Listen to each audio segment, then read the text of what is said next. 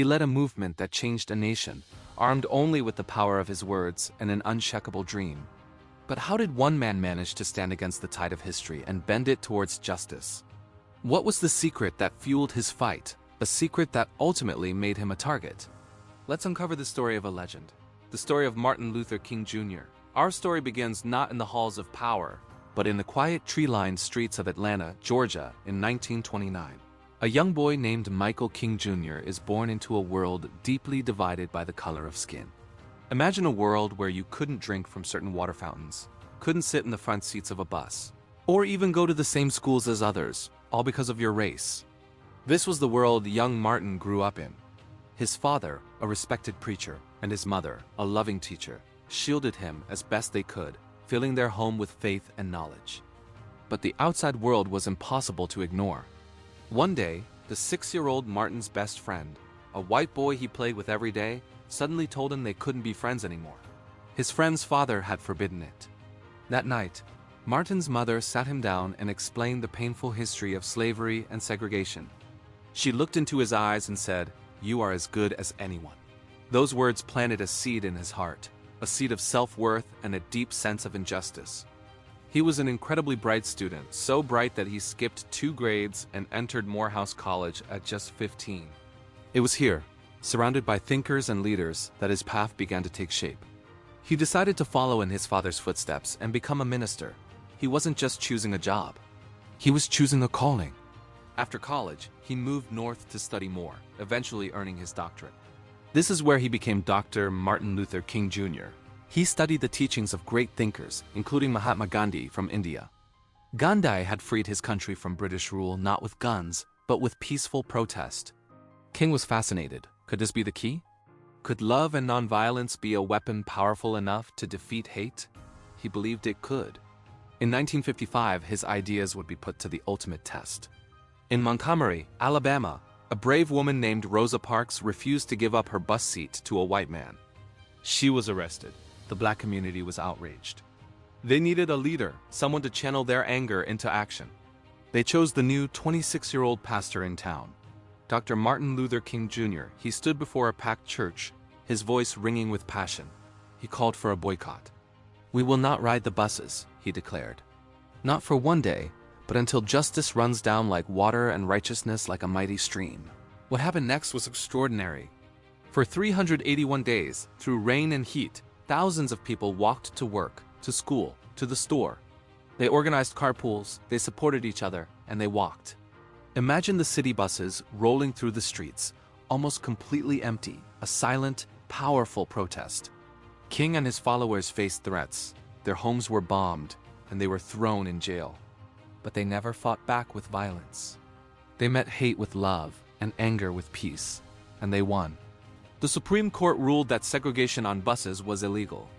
A young pastor had led his community to victory, and the world was watching. This was just the beginning. King helped form the Southern Christian Leadership Conference, or SCLC, an organization dedicated to fighting for civil rights through nonviolent protest.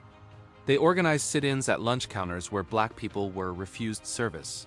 Young students would simply sit at the counter, day after day, enduring insults and attacks without retaliating. They organized marches, facing down police dogs and high-pressure fire hoses. One of the most famous and difficult campaigns was in Birmingham, Alabama, a city known for its brutal enforcement of segregation. King was arrested and put in solitary confinement. It was here, on scraps of paper, that he wrote his famous letter from a Birmingham jail. He wrote that injustice anywhere is a threat to justice everywhere, and that people have a moral responsibility to disobey unjust laws. His powerful words, smuggled out of the jail, inspired the nation. The pressure was building, the movement was gaining momentum, and it all led to one iconic moment in history. August 28, 1963, more than 250,000 people, black and white, gathered in Washington, D.C. for the March on Washington for Jobs and Freedom. They stood before the Lincoln Memorial, a symbol of the man who had freed the slaves a century before. Many gave powerful speeches, but it was King's voice that would echo through history. He started with his prepared notes, but then something shifted. He put his papers aside and spoke from the heart. "I have a dream," he thundered, his voice filled with the hope and pain of generations.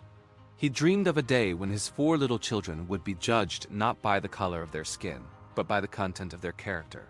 He dreamed of a day when former slaves and former slave owners could sit down together at the table of brotherhood. He painted a picture of a new America, a promised land of freedom and equality. The speech was more than just words. It was a prophecy, a prayer, a powerful vision that captured the soul of a nation. His dream began to take shape. The following year, the Civil Rights Act of 1964 was passed, officially outlawing segregation in public places. The year after that, the Voting Rights Act of 1965 was signed, protecting the right of all citizens to vote. Dr. King's nonviolent strategy had achieved what many thought was impossible. He was awarded the Nobel Peace Prize, the youngest person ever to receive it. He was a global icon. But his work was far from over. He turned his attention to economic justice, fighting poverty for all people, regardless of race. He spoke out against the Vietnam War, believing it was an unjust conflict that drained resources from the fight against poverty at home. This made him a controversial figure. Some who had once supported him now turned away. He was fighting a war on 2 fronts, racism and poverty. On the evening of April 4th, 1968, Dr. King stood on the balcony of his motel room in Memphis, Tennessee.